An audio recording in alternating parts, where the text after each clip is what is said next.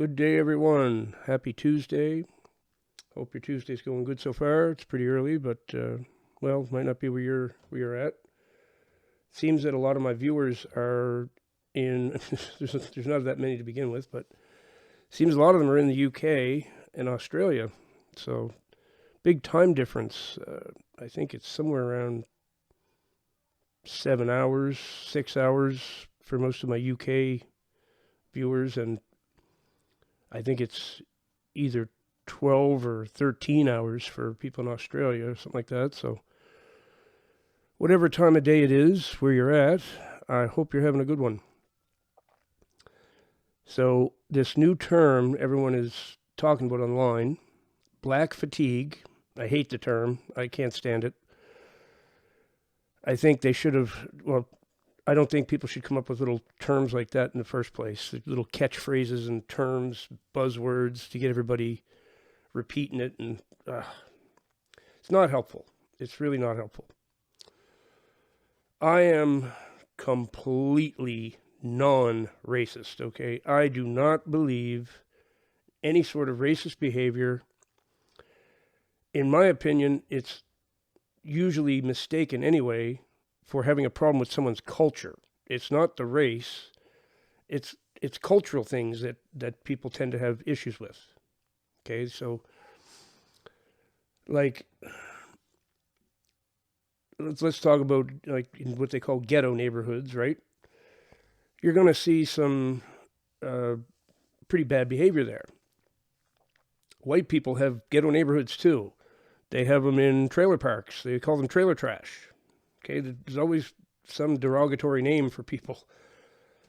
But lumping everybody together, first of all, in one group and saying that everybody's like this is totally bogus and stupid.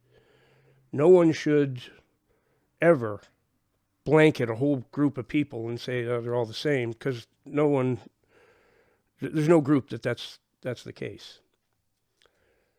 Black fatigue. This is where people are tired of black people. No.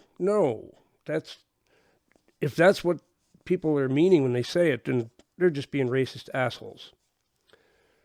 I understand the concept that they're trying to get across. Okay, so proponents of this black fatigue term say that it's just this ghetto behavior. Like there's a lot of videos now of people getting stopped by police and they have warrants for their arrest, or they have no driver's license, or this one I just watched yesterday, a woman trashed a McDonald's because she got fired, so she literally trashed the place. So then they stopped her, of course. Okay, now you get warrants for your arrest. You just did this. And she flipped out. She wasn't letting them touch her or nothing. It's like, just get out of the car, let them arrest you, and save yourself a whole bunch of grief. Why resist the arrest? Now get another charge on top of that. And this is what's going on all over the place. It's this, I'm a black person, you can't do this to me. This is just racism. Even though there's a big, long list of, crimes they've committed or whatever it is. So people are, and okay, certain members of the black community do seem to have a tendency in public places. I witness it here too, not as much here as other people in other places do, but they can get on the bus and be really loud and aggressive with other people. And not saying white people don't do it too. They do. It's more poor people, not even poor people. People who are in environments where that's just normal behavior. Like I say, in the white community, be the trailer trash. You get on a bus with a bunch of trailer trash, as they call them, and you're going to see the same kind of actions, right? I don't like this, calling it black fatigue. We need a term. If we're going to give it a term at all, give it a term that addresses what the problem is. Ghetto behavior, trailer trash behavior, whatever.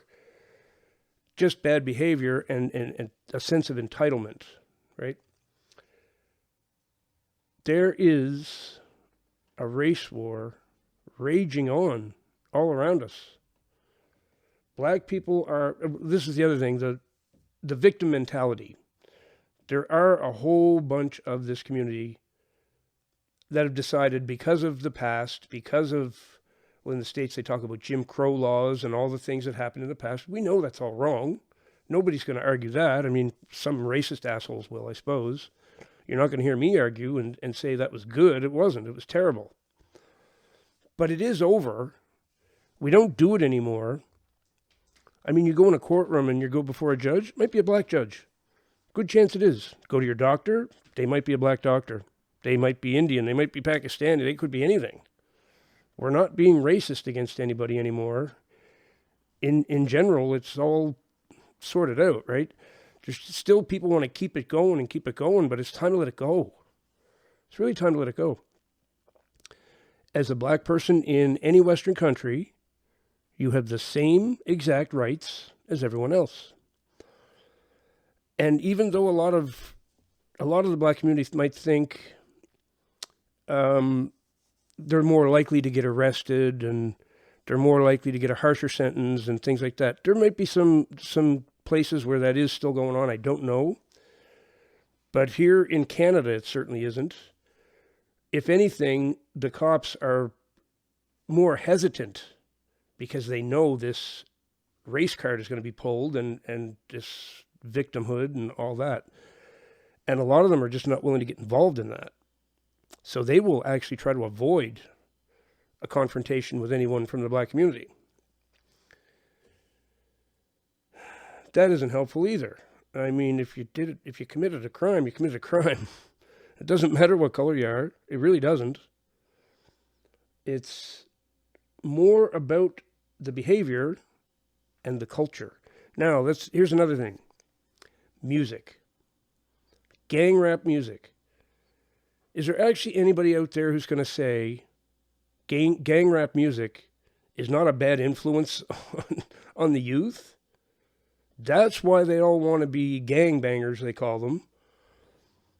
Listen to that music. It's just promoting gang life, violence, shooting cops, whatever it is. That's all the music is about. That is all it's about. It is about being a thug. And the youth, of course, they soak it right up. But who's responsible for that? Not the artists. Not the artists. All created by intelligence agencies. Here's something very few people know yet. It's coming out, and it's going to be well known before too long. That's why I stopped listening to popular music. The CIA has a very immense group of people working for them who are very talented songwriters, musicians. There's a whole division of the CIA. Let's take the song Winds of Change by the Scorpions. That song was written by the CIA. It's a political song about the Berlin Wall and everything, right? CIA wrote that. I could go down the list of songs that you know, and the CIA wrote most of them. That's our problem. Rap music was, as Charles Manson warned us, a coming race war, going to be stoked by certain people, the CIA. That's who wants the race war. That's who's firing it up. And they do a whole lot of it with music. The 60s, all that music in the 60s, CIA. Used to be my idol, Jim Morrison, not my idol, but, someone I really admired as a musician, not a musician, a singer, a poet. CIA. His father was the one mostly responsible for the Gulf of Tonkin incident, which is one of the biggest conspiracy theories of all time that was completely true. The Beach Boys. They hung out with Charles Manson, CIA. that Charles Manson was CIA. He was a CIA asset. He was MK Ultra to pieces, but CIA asset. Danny Wilson, the drummer of the Beach Boys, was his buddy. The Manson family took over Denny's mansion for a while, lived there, and he regretted letting them in, but hell yeah. So that music is responsible for causing what they're calling black fatigue, okay? Which, as I say, I don't like the term. I'm totally not racist at all. And especially when it comes to women, black women are my absolute favorite. I mean, that's, I could be walking down the street and 20 beautiful white women could go by me and, okay, yeah, we'll notice them. But if one beautiful black woman walks by me, I'm frozen, man. I'm like, I like black girls a lot. Yeah, always have, like for many, many years. I only ever dated one in my life, and it was quite nice, actually. It was, I enjoyed that very much. So I'm not racist at all. I really like hanging out with black dudes too, because they're funny. They make me laugh. I have a friend in Florida named DeMarcus. I've interviewed him on this channel before. He's hilarious. He is so funny. Every video chat we've ever had, like, I get tears coming down my face by the end of it. He's a blast. He's just a great guy. And I got to meet his whole family. He's got a huge family. And I met them all through our video chats. His mother and his brothers. And there's a couple in the family. Same deal. Get involved in a bit of thuggery. And the family's not about that. It's a good, respectable family. They don't like the thuggery. So the ones in the family who, I guess they've got this black fatigue, but it's obviously not, they're black, so it's not black fatigue, but they're tired of the thug culture and hearing that another one of their relatives just got put in jail because they're doing an armed robbery or something. You know, running around with a gun they shouldn't have, or whatever it is. Not good stuff. It isn't black fatigue. It's cultural fatigue. People are sick of that culture. And the rap music is the number one thing to blame for it. But it's even more. It's movies too and video games. Do you think Grand Theft Auto doesn't encourage people to go out and act like thugs? I know for absolute sure it does. There's so many instances where people went out and basically reenacted what they played earlier that day on GTA. I know this for absolute sure. So anyone who says, oh, the video games don't really influence people, yes, they freaking do. There's a big class action lawsuit about them now for their addictive nature because the manufacturers of the games didn't warn people how addictive they were and all this stuff. So now there's a big, huge class action lawsuit.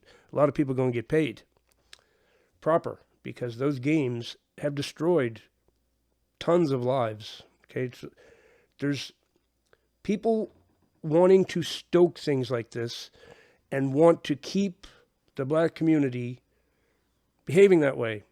So rap music, video games, movies, anything in pop culture that they know the youth is going to latch onto and think is cool. You can't blame the youth for turning out that way when all they've seen and all they've heard is those kind of movies, those kind of video games, and that kind of music. The music being the big one. The music is definitely the big one. You know, guys like 50 Cent and all them.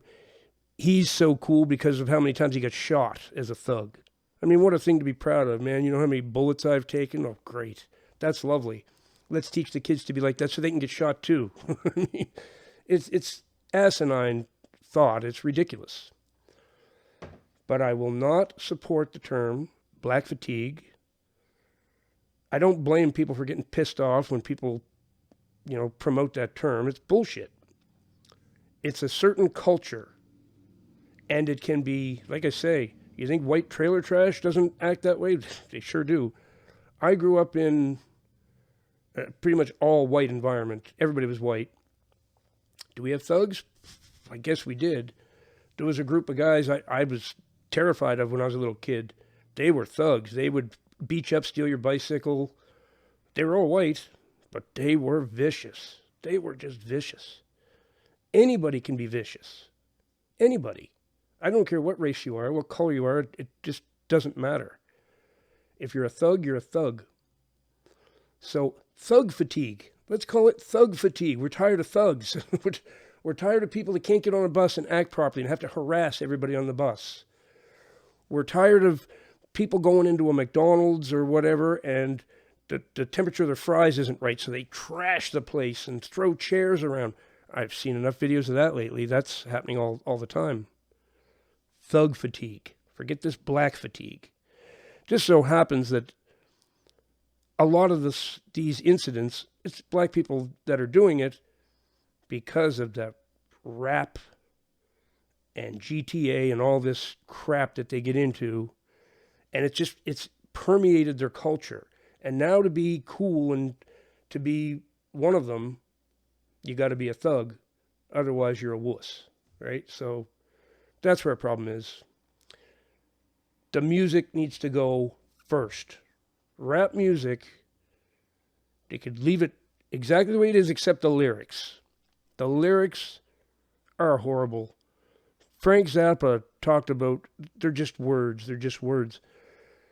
But when you're writing nothing but that and pumping it out to the youth are reenacting everything they hear in those songs and going around acting. You know, they got their grills, their gold teeth, and it's just obvious to me that the rap music especially is the biggest culprit of that stuff. So, not a racist video at all. If anybody thinks that I'm being racist here, you're really misunderstanding. I haven't got a racist bone in my body. I would take a black girlfriend today and hang out with black people any day. I love them. I think they're great. One thing's for sure, if you got one as a friend, you got a real friend. They're loyal. They'll stick with you. They'll stand up for you. That's one thing I always found out hanging out with black dudes, man. They're very cool that way. So no racist comments being made here. Somebody will probably try and interpret it that way. I get so sick of people trying to twist something to cause a problem. There's no need to cause any problems. I'm looking to have conversations with people and get to the bottom of stuff and sort things out and make peace with everybody. I'm about peace and harmony and stuff, not about causing trouble, being racist, none of that stuff. Okay? And I'm not a misogynist either. There's a whole bunch of stuff going on with females nowadays, but doesn't mean they're all like that, and it doesn't mean I dislike females because of it. It means there's a cultural issue. And I will leave it there. I hope you all have a great day. Thanks for watching, and I'll see you in the next one.